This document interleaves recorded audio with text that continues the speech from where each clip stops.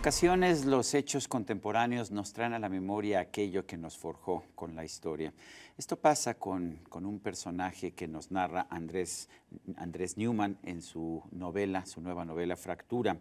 Andrés Newman es el autor del libro El viajero del siglo, que ganó el premio Alfaguara y el premio de la crítica, y ahora con Fractura pues nos muestra otra narrativa, una narrativa completamente distinta. Andrés, gracias por estar con nosotros. Es un placer, gracias por invitarme. Tu personaje, tienes un personaje japonés que súbitamente, años después, sobreviviente de la tragedia de Hiroshima y también de Nagasaki, de una forma, aunque de una forma diferente, se encuentra con un recuerdo que le trae todo esto. Cuéntanos por qué empieza así tu personaje, por qué empieza así tu novela, por qué nos planteas así este personaje. Recuerdo que me conmovió mucho cuando sucedió ese hongo atómico en Japón el 11 y 12 de marzo de 2011. Recuerdo haberme preguntado cómo puede pasar esto de nuevo, justo ahí. Fukushima, el reactor nuclear. Exactamente, sí. Exactamente. Cómo los países y las comunidades tenemos ese talento para tropezar con la misma piedra. Y eso me generó como un rebobinado.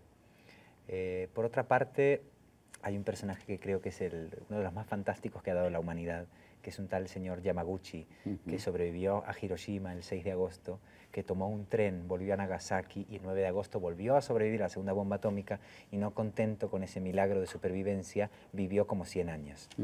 Y cuando investigué un poco sobre la vida de este señor, que inspira vagamente el de mi personaje, la duda que me generaba era: alguien que ha sobrevivido a todo, ¿está más cerca o más lejos de la muerte que nosotros? ¿Tiene un sentido de la mortalidad más agudizado o ha perdido tanto que también ha perdido la muerte? Y creo que esa es la pregunta que preside un poco la historia. A veces parece curioso que un escritor nacido en Argentina, español, donde has vivido en España pues, el resto de tu vida, escoges a un japonés para lanzar este mensaje. ¿Por qué el señor Watanabe? Bueno, por empezar, creo que igual que los astronautas son los únicos que saben cómo es la Tierra, porque salen de ella y la ven con perspectiva, muchas veces irnos a un territorio lejano permite Lo un dice el sano señor ejercicio. Watanabe, que no se sintió japonés hasta que estuvo fuera de Japón, ¿no? Exactamente, creo que tomar distancia es el único modo de entender lo propio, ¿no? Y creo que el propio artefacto de la ficción utiliza esa herramienta, ¿no? Nos cuenta una historia que en teoría no es exactamente lo que sucede y eso fabrica un microscopio, ¿no? Por otro lado, me interesa mucho la idea de la antípoda, aquello que está en teoría muy lejos y que sin embargo nos afecta por igual. Cuando ocurrió ese terremoto del 11 de marzo de 2011, el eje de la Tierra se movió 10 centímetros. Entonces el mundo entero literalmente se conmovió ante ese suceso. Y me parece que la ficción, igual que el viaje, es una herramienta humanista que intenta no compartimentar geopolíticamente las emociones, los dolores y los recuerdos, sino que trata de construir puentes entre territorios aparentemente lejanos. ¿Has estado en Japón o te gusta leer literatura japonesa? Me encanta leer literatura japonesa, es una vieja filia. Creo que muchos somos admiradores o del cine japonés o de la poesía japonesa. Hay mucha gente que adora el manga, es decir, es difícil escapar a esa especie de enigma que es Japón. Sin embargo, el personaje japonés es un japonés extranjero de su propia identidad, ¿no? Es una especie de japonés errante, por así decirlo. Es un japonés que le toca visitar por razones de trabajo e instalarse en Francia, Estados Unidos, Argentina y España, en ese orden, ¿no? Y me interesaba mucho como una identidad tan difícilmente traducible como es la oriental puede establecer algún tipo de diálogo con Occidente. Eso también me interesaba. Vivimos en un mundo que de algún modo sataniza la frontera. La frontera es un foco de disturbio, es un lugar a militarizar, es un problema. Y creo que el arte sirve para recordar que la frontera también es un lugar de intercambio, de traducción, y en el fondo es una patria en sí misma, porque todo es fronterizo. Como tú mismo has abolido las fronteras y te sientes, me imagino, por igual en casa en Argentina o en España. Sí, exacto. O incluso en Andalucía. Así es, con tus antepasados. Así es. En mi familia el ejercicio de traducción entre orillas es diario. Mis 8 bisabuelos, un día descubrí esto y me sentí gozosamente extranjero. Mis 8 bisabuelos nacieron fuera del país natal mío. ¿No? Exactamente, los 8. Y es como que, bueno, sus descendientes hemos continuado el camino. Y mi hermano y yo nos tocó tener una infancia en 2 países, en Argentina y en España. Hicimos la escuela en esos 2 países y siempre, por lo tanto, nuestra identidad estuvo en tránsito. Y supongo que no puedo evitar que mis personajes tengan una cierta condición nómada, pero es que creo que esa condición nómada, al fin y al cabo, es la de nuestro mundo.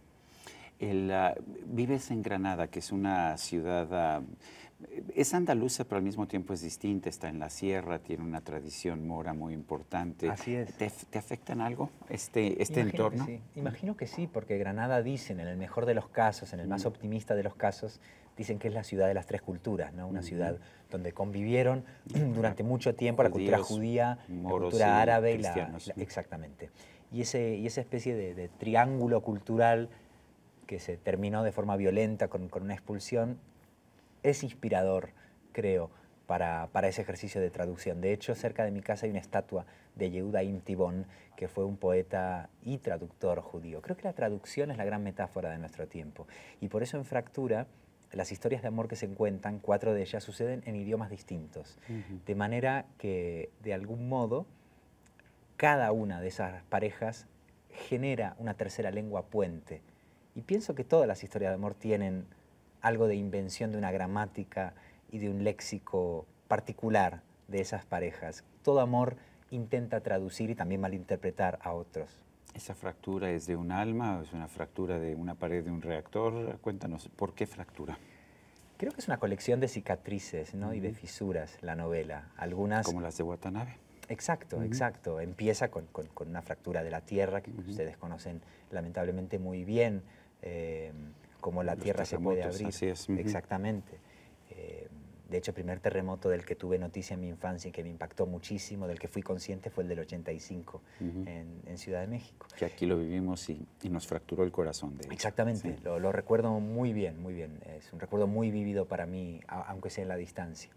Y luego hay otras fracturas que tienen que ver con los objetos. Siempre me fascinó la reparación de los objetos mediante la técnica del kintsugi, que es insertar polvo de oro en las grietas. Para repararlos, y es un arte, ¿no? La reparación misma se vuelve un arte. Y es una reparación donde el objetivo no es disimular que el objeto se rompió, sino recordarlo para siempre y celebrar que ha sobrevivido.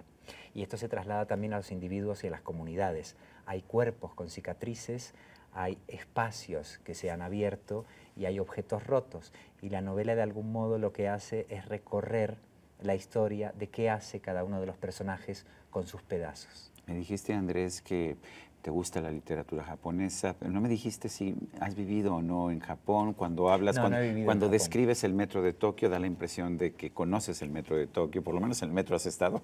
Sí, pero fíjate que me parece que cuando uno investiga por una novela, lo más importante es alimentar el músculo de la imaginación. Y cuando se trata de un país aparentemente exótico para nosotros, es muy peligroso caer en el turismo, en el libro.